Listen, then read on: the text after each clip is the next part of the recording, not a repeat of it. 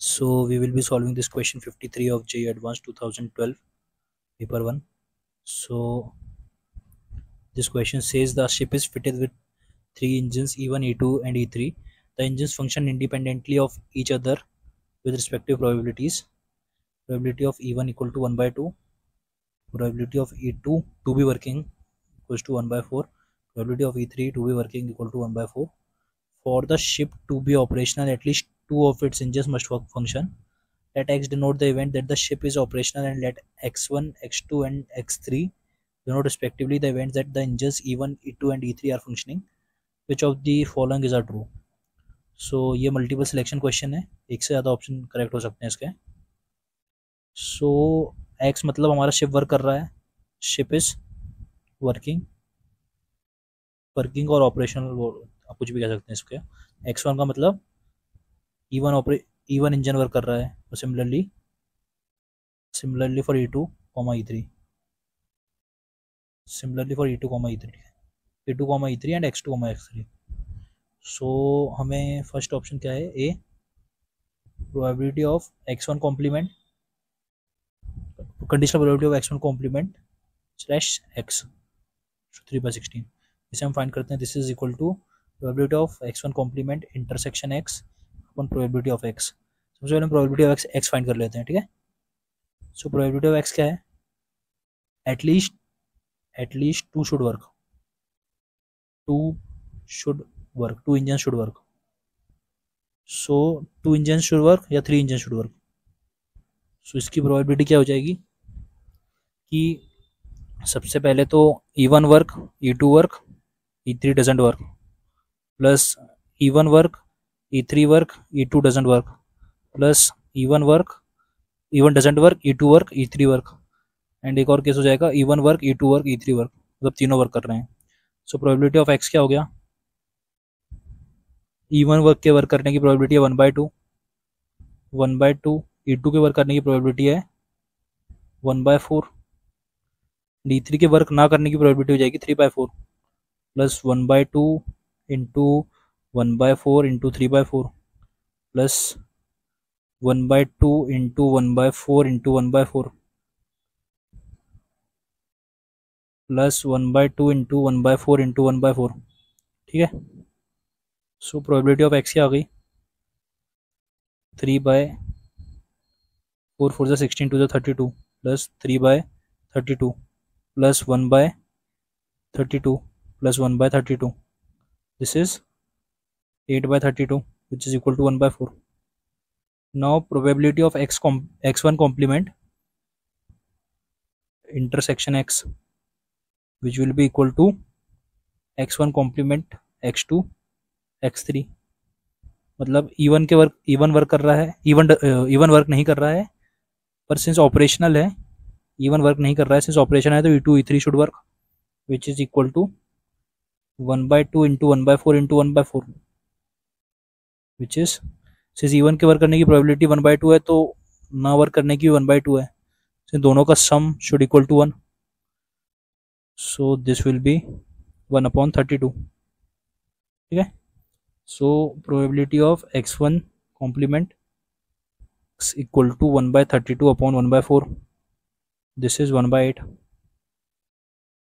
So this is given as 3/16, तो A option तो हमारा इनकरेक्ट है. ठीक है.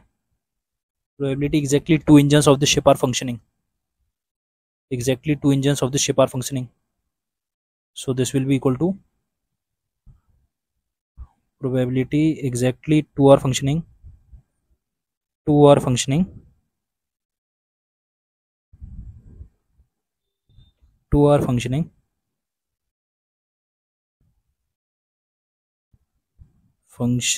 conditional probability given that X is functioning. So this will be equal to 1/4 minus probability of X minus probability of all functioning upon probability of X. This will be equal to 1/32. Sorry, this will be equal to, since हमारा probability of X वाले case में क्या आ रहा था, probability of X वाले case में हमने सबसे पहले यहाँ पे दो फंक्शनिंग और तीनों फंक्शनिंग लिए हैं, तो हम दो फंक्शनिंग वाले को ऐड कर देते हैं। ये हमारा हुआ probability of exactly two functioning. So this will be equal to 3+3+1/32 which is equal to 7/32। ठीक है, और probability of x to be functioning is 8/32। So इसका आंसर हो जाएगा 7/32/8/32। इस वजह से ना ही जाओ तो ठीक है, मतलब so this will be 7/8। So B option में क्या दिया हुआ है, B option is 7/8, so B option is correct. Now probability of x is working such that given that x2 is working, so this will be equal to probability of x intersection x2 upon probability of x2.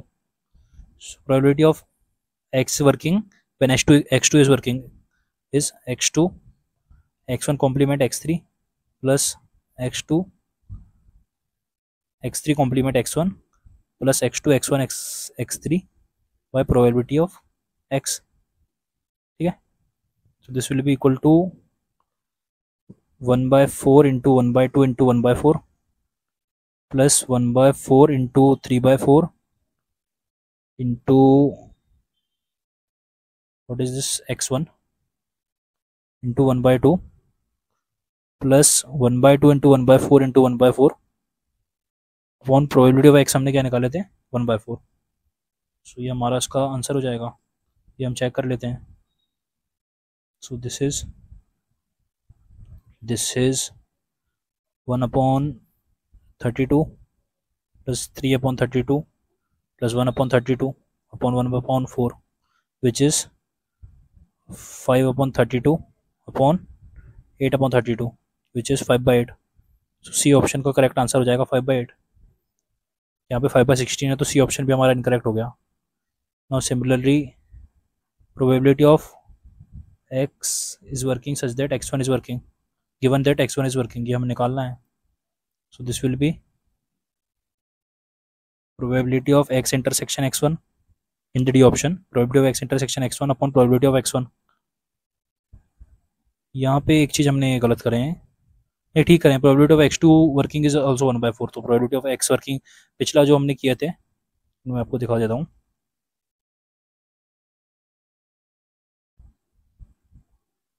यहाँ पे probability of x working नहीं आएगा, probability of x2 आएगा जो कि also 1/4 है। सो चल जाएगा, मतलब ऐसा कोई प्रॉब्लम नहीं है इसमें, बस ये ध्यान रखने वाली बात थी कि x2 है वो x नहीं है। सो आगे बढ़ते हैं, डी ऑप्शन में क्या दिया हुआ है।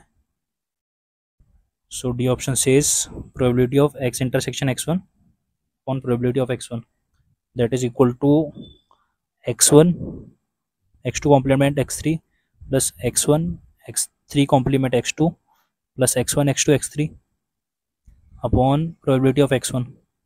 so this will be equal to x1 की वर्किंग की है 1/2, x2 के नॉन वर्किंग की 3/4 into 1/4 plus 1/2 into 3/4 into 1/4 plus 1/2 into 1/4 into 1/4 upon probability of x1 working. Sorry देखिए इसमें पिछले वाला जो अपन ने किया था ना, सी को अपन फिर से रिपीट करेंगे, सी में थोड़ी सी गलती हुई थी ना, सी को अपन फिर से रिपीट करेंगे। सो this will B probability of x1 क्या था हमारी 1/2, सो this is 3 + 3 + 1 upon 32 upon 16 upon 32, this is 7/16। So the option हमारी करेक्ट हो गई। वापस से हम एक बार सी ऑप्शन भी चेक कर लेते हैं क्योंकि सी ऑप्शन में हमारा थोड़ा सा कुछ प्रॉब्लम हुआ था।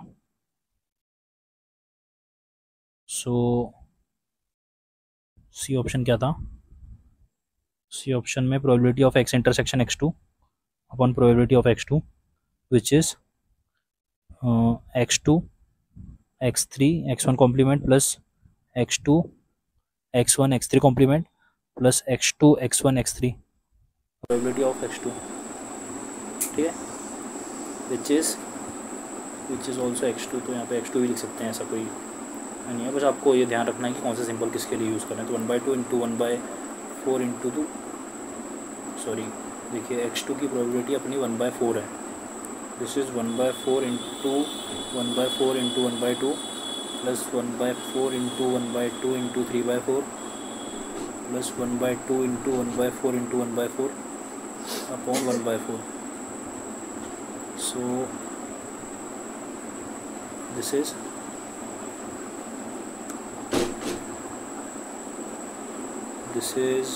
1 plus 3 plus 1 upon 32 upon 1/4 which is 5 upon 32 upon 8 upon 32। तो ये हो गया 5/8। सी 5/8 आया है, 5/16 रॉन्ग है, डी हमारा ऑप्शन करेक्ट आया था। सो इस क्वेश्चन का आंसर हो जाएगा B, D, which is the correct answer for this question.